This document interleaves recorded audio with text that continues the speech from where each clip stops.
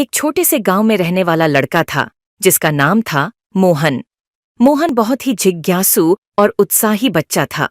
एक दिन उसने सोचा कि उसे अपने गांव के आसपास कुछ रहस्यमय स्थानों की खोज करनी चाहिए।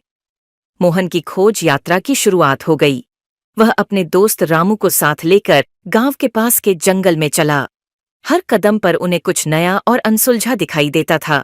1 मिनट के बाद वे एक गुफा के सामने पहुंचे। मोहन ने उस गुफा को देखकर कहा, रामू चलो, हमें इस गुफा में जाना चाहिए। रामू डर के मारे थोड़ी देर तक स्थिर रहा, लेकिन फिर उसने भी साथ चलने का फैसला किया। वे गुफा में घुसे और वहां देखा कि गुफा में एक विशाल खजाना रखा है। मोहन ने हंसते हुए कहा, देखा, मैंने कहा था कि यहाँ कुछ रहस्यमय है। हमें इस खजाने को खोलना चाहिए। रामू ने डरते हुए कहा, लेकिन मोहन, हमें कैसे पता चलेगा कि यहाँ की खोज का अंत क्या है?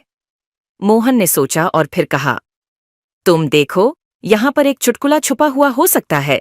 अगर हमें इस खजाने का राज जानना है तो हमें इसे हंसाने का कोई तरीका ढूंढना होगा। रामू ने अचानक विचार किया, हाँ, याद आया, मैंने सुना है कि इस जंगल में एक हाथी रहता है जो हंसता है। अगर हम उसे हंसा दें तो शायद खजाना खुल जाए।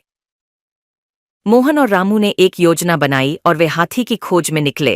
उन्होंने हाथी को खोजा और उसे हंसाने के लिए उसके सामने कुछ मजेदार कार्य किए।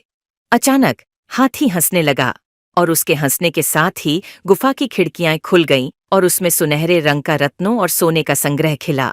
मोहन और रामू ने खजाने की खुशी में जमकर नाचा और उन्होंने सोचा कि जिंदगी में कितना संगीन मजा है।